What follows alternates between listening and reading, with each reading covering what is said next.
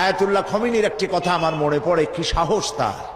ইমান আকীদা যাই থাকুক, আকীদার প্রশ্নে আমরা আপোষ করব না, কিন্তু এই কথাটা তো বলতেই পারি।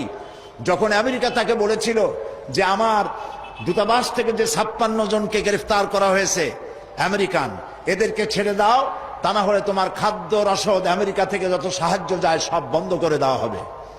আয়াতুল্লাহ খমেনী জবাব দিয়েছিলেন আমেরিকান প্রেসিডেন্টকে, তুমি কারে খাবারের ভয় দেখাও?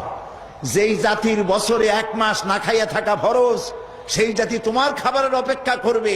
তোমার মতো কাফেরদের খাবারের কোনো পরোয়া আমরা করি না। মুসলমানেরা যখন ঐক্যবদ্ধ হয়েছিলেন, আল্লাহ তাদেরকে বিজয় দান করেছিলেন। সেখানে আয়াতুল্লাহ খমিনীর একটি কথা আমার মনে পড়ে, কি সাহস তার! ইমান আকীদা যাই থাকুক, আকীদার প্রশ্নে আমরা আপোষ করব না, কিন্তু এই কথাটা তো বলতেই পারি।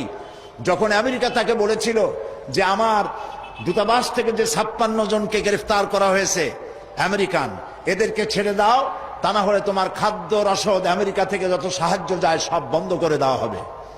আয়াতুল্লাহ খমেনী জবাব দিয়েছিলেন আমেরিকান প্রেসিডেন্টকে, তুমি কারে খাবারের ভয় দেখাও? যেই জাতির বছরে 1 মাস না খাইয়া থাকা ফরজ, সেই জাতি তোমার খাবারের অপেক্ষা করবে। তোমার মতো কাফেরদের খাবারের কোনো পরোয়া আমরা করি না। মুসলমানেরা যখন ঐক্যবদ্ধ হয়েছিলেন, আল্লাহ তাদেরকে বিজয় দান করেছিলেন। সেখানে